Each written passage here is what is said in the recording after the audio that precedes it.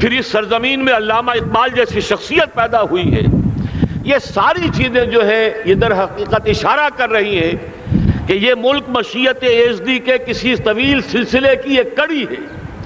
اور وہ سامنے آ گیا تھا کہ سن 47 میں یہ قائم ہوا ہے، اور پورے 9 مہینے بعد 14 اگست اور 13 مئی، 14 اگست سن 47 اور 13 مئی سن 48، پورے 9 مہینے بعد اسرائیل عالم وجود میں آ گیا. اللہ تعالیٰ نے اس عالمی بیماری، اس کے لیے جو علاج ہے وہ پہلے پیدا کیا ہے. جیسے کہ حدیث میں آتا ہے ما انزل اللہ من دائن الا انزل له دوان، اللہ تعالیٰ نے کوئی بیماری ایسی نہیں اتاری کہ جس کا علاج بھی نہ اتار دیا ہو. اور جیسے کہ ماں کی چھاتیوں میں بچے کی ولادت سے پہلے دودھ پیدا ہو جاتا ہے، اس کی غذا کا بندوبست پہلے ہو جاتا ہے، اسی طریقے سے اسرائیل کا جو فتنہ اٹھنے والا تھا اس کی سرکوبی کے لیے پاکستان وجود میں آیا ہے. اور آج وہ مرحلہ آ گیا ہے، تاریخ کا ایک عظیم موڑ. آپ دیکھیں گے کہ بڑی مشابہت پیدا ہو گئی ہے.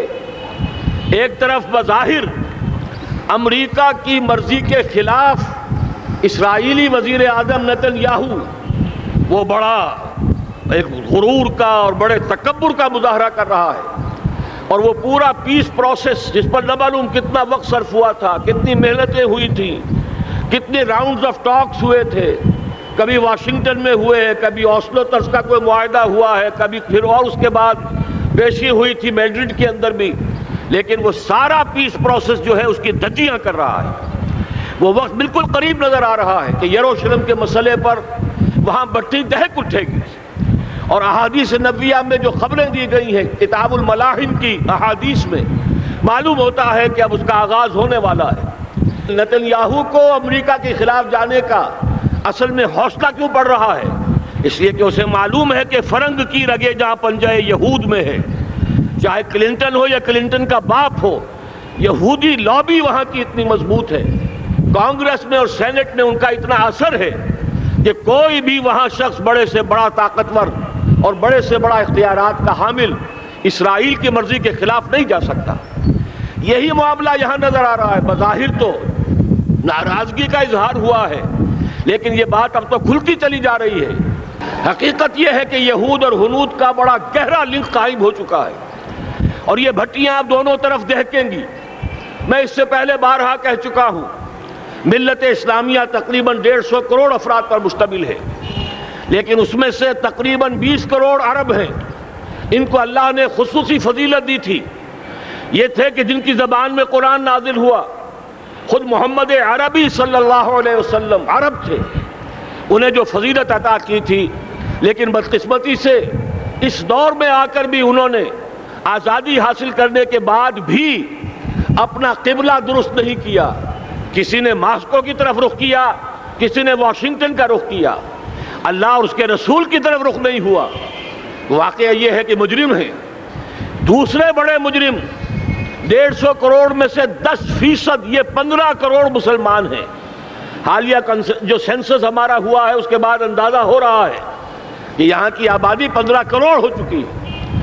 10% امت مسلمہ کا مسلمانان پاکستان ہے، اور یہ اس اعتبار سے کہ اسلام کے نام پر ملک بنا کر نصف صدی گزار چکے، لیکن یہاں پر اسلام کا بول بالا نہیں ہوا، کتاب و سنت کی بالا دستی کر اعلان نہیں ہوا.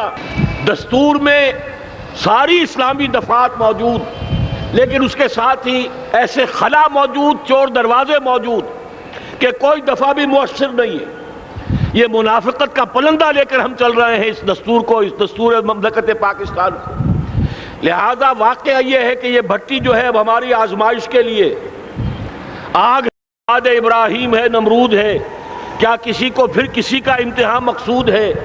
اسی لیے میں نے وہ آیت بھی آپ کو سنائی، وَلَنَّبْلُوَنَّكُمْ بِشَيْءٍ مِّنَ الْخَوْفِ وَالْجُوعِ. آج کی صورتحال پر غور کیجئے، کس درجے یہ الفاظ ہمارے جو ہیں وہ ثابت ہو رہے ہیں اور جس اپلائی ہو رہے ہیں. ایک خطرہ پیدا ہو چکا ہے. واقعہ یہ ہے کہ کوئی کرائسس ہو، کوئی خطرہ ہو، کوئی اندیشہ ہو تو قوم جاگ جایا کرتی ہے. اور اس کے بعد حقیقت یہ ہے اگر ہم نے جرأت کر لی، اور مجھے یقین ہے کہ ہو جائے گا، کچھ لیت و لال ہے، کچھ تاخیر ہے، حکومت کے کچھ اعلانات دو طرفہ سے بھی آ جاتے ہیں، لیکن مجھے یقین ہے یہ دھماکہ ہوگا، یہ مشیت ایزدی ہے، یہ شدنی امر ہے، یہ ہوگا۔ اور اس کے بعد یقیناً اس آیت مبارکہ کا دوسرا لفظ ہم پر منطبق ہوگا، وَلَنَبْلُوَنَّكُمْ بِشَيْءٍ مِّنَ الْخَوْفِ وَالْجُوعِ۔ یہاں دوسرا لفظ بھوک کا لفظ ہے، ہم پر سختیاں آئیں گی یقیناً۔ الکفر ملت واحدہ، پوری دنیا امریکہ کی زیر سرپرستی ہمارے خلاف کھڑی ہوگی، ہمارے اوپر پابندیاں لگیں گی، لیکن شاید ہمارے جذبہ ایمانی کو بیدار کرنے کے لیے اللہ تعالیٰ اسی کو ذریعہ بنا دے، اور پھر اس کے ذریعے سے پورے عالم اسلام میں عوامی سطح پر جو ہمدردی پیدا ہوگی پاکستان کے ساتھ، اس کے آثار شروع ہو گئے ہیں۔ کبھی قطر کی طرف سے خبر آ رہی ہے، کبھی الاحرام کا جو ہے وہاں بات سامنے آ رہی ہے۔ معلوم ہو رہا ہے کہ جو بھی پبلک اوپینین ہے پورے عالم اسلام میں، اس کی وجہ کیا ہے؟ میں نے اپنے پچھلے جمعے کے خطاب میں عرض کیا تھا کہ جیسے پاکستان سلطنت خداداد پاکستان ہے، ایسے ہی اس کی ایٹمی صلاحیت یہ بھی خداداد ہے، اللہ نے چھپر پھاڑ کر ہمیں دی ہے۔ ایسا نہیں تھا کہ ہم نے لیبارٹریاں بنائی ہوں، ہمارے سینکڑوں اور ہزاروں سائنسدان ریسرچ میں لگے ہوئے ہوں، نہیں، اچانک اللہ تعالیٰ کی طرف سے ہمیں ایک نعمت غیر مترقبہ عطا ہو گئی ڈاکٹر عبدالقدیر کی شکل میں۔ پھر نہ معلوم کس کس ذریعے سے اس پروگرام کو آگے بڑھانے کے لیے جن پرزوں کی ضرورت تھی، کس کس ذریعے سے وہ پرزے یہاں پہنچے ہیں۔ یہ بھی خالص خداداد صلاحیت ہے، اور اس کو سمجھ لینا چاہیے کہ یہ ہمارے لیے ایک فرض کفایہ کے درجے میں ہے پوری امت مسلمہ کی طرف سے۔ اس کی وجہ کیا ہے؟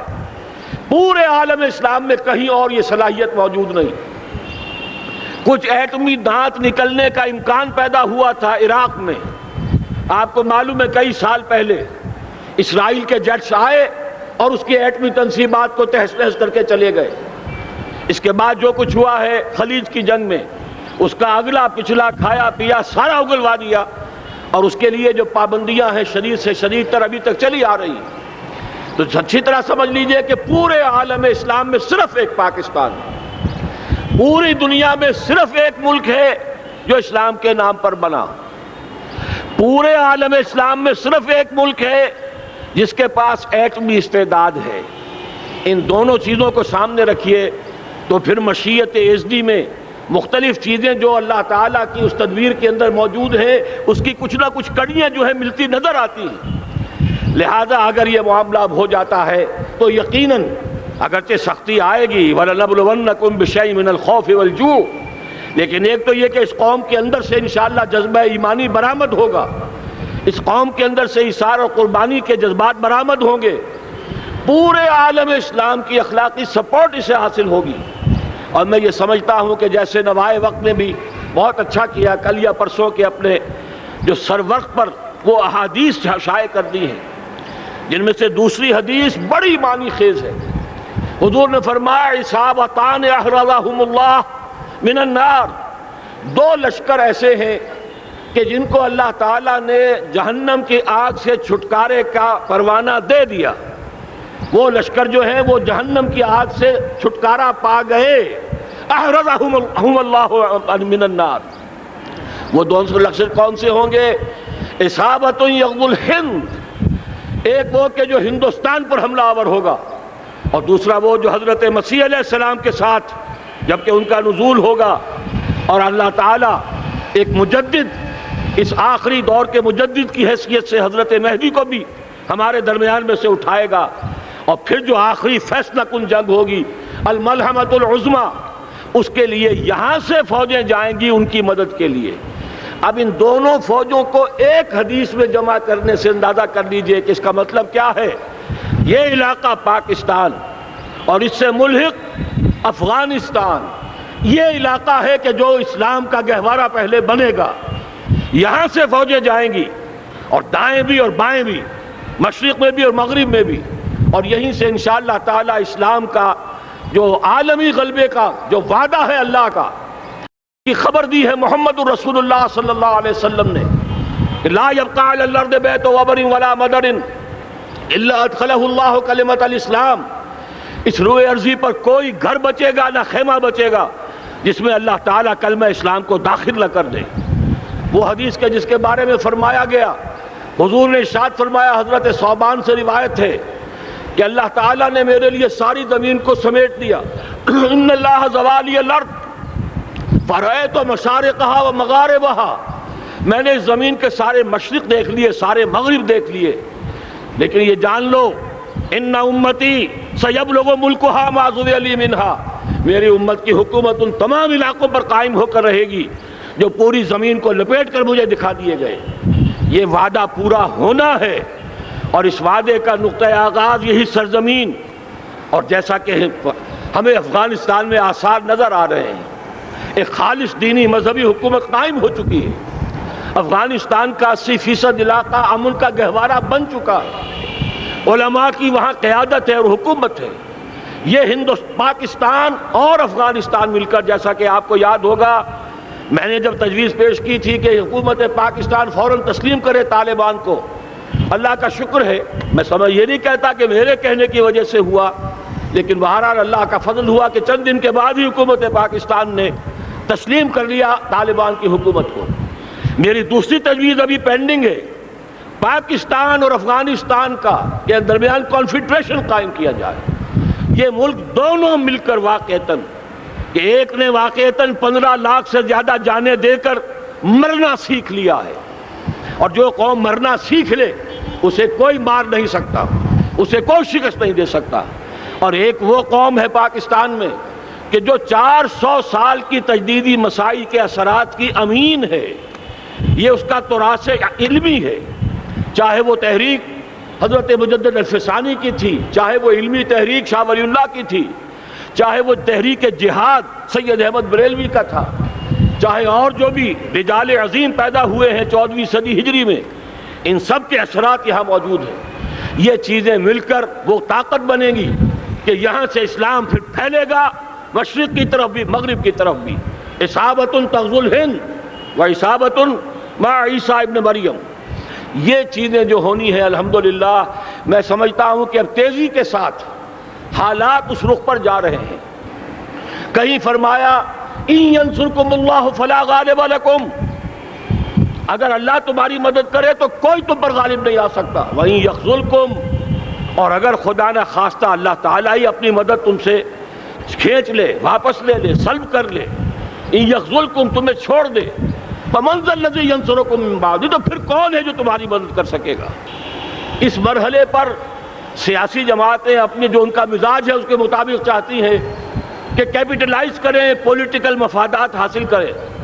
بہرحال میرے نزدیک ایک کنسنسس ہونا چاہیے، ایک نقطے کا دھماکہ ہونا چاہیے، اور نمبر 2 اللہ اور اس کے رسول کے ساتھ صلح اور اللہ کی مدد کی ضمانت حاصل کرنے کے لیے کتاب و سنت کی ٹوٹل بالادستی، پورے دستور پاکستان میں کوئی شے اس کے منافی ہو اس کو نکال کر باہر کر دیا جائے، نفاق سے پاک کر دیا جائے۔ جیسے دعا ہے اللہم ربنا طہر قلوبنا من النفاق، اسی طرح دعا مانگیے کہ اللہ ہمارے ملک کے دستور کو نفاق سے پاک کر دے، اور وہ ساری ترامیم جن کا کہ ہم نے ایک مہم بھی چلائی تھی، وہ ترامیم جس کا تقریباً وعدہ کیا تھا نواز شریف صاحب نے، جس کے لیے 2 مرتبہ ایک محفل میں کہا تھا راجہ ظفر الحق صاحب سے کہ راجہ صاحب پھر تیاری کیجئے اور دستور کی ترمیم کا بل تیار کیجئے، لیکن یہ کہ معلوم ہوتا ہے کوئی بڑا ہاتھ ایسا تھا جس نے روک دیا ہے۔ یہی ہاتھ ہے جو آج ہمیں ایٹمی دھماکہ کرنے سے روک رہا ہے۔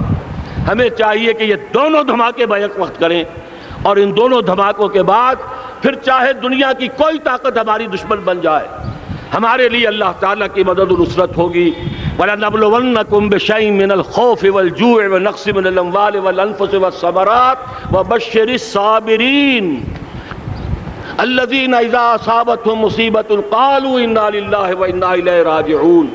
تو قوم انشاءاللہ تعالی، میں یہ سوچا کرتا تھا قوم مردہ ہے، بے حس ہو چکی ہے، دین سے عام طور پر بیزاری پیدا ہوتی جا رہی ہے، جو ہمارے دینی قیادت ہے اس سے بھی لوگوں کے اندر مایوسی پیدا ہو رہی ہے۔ کیسے ہوگا؟ میں نے بارہا کہا جب میں یہ شواہد دیکھتا ہوں جو حدیث میں ہے، جس کی خبریں دی گئی ہیں، 400 سال کی تاریخ دیکھتا ہوں، تو مجھے پاکستان کا مستقبل بہت شاندار نظر آتا ہے۔ یہ تو مشیت ایزدی میں کسی بہت اہم رول کو پلے کرنے کے لیے قائم ہوا ہے۔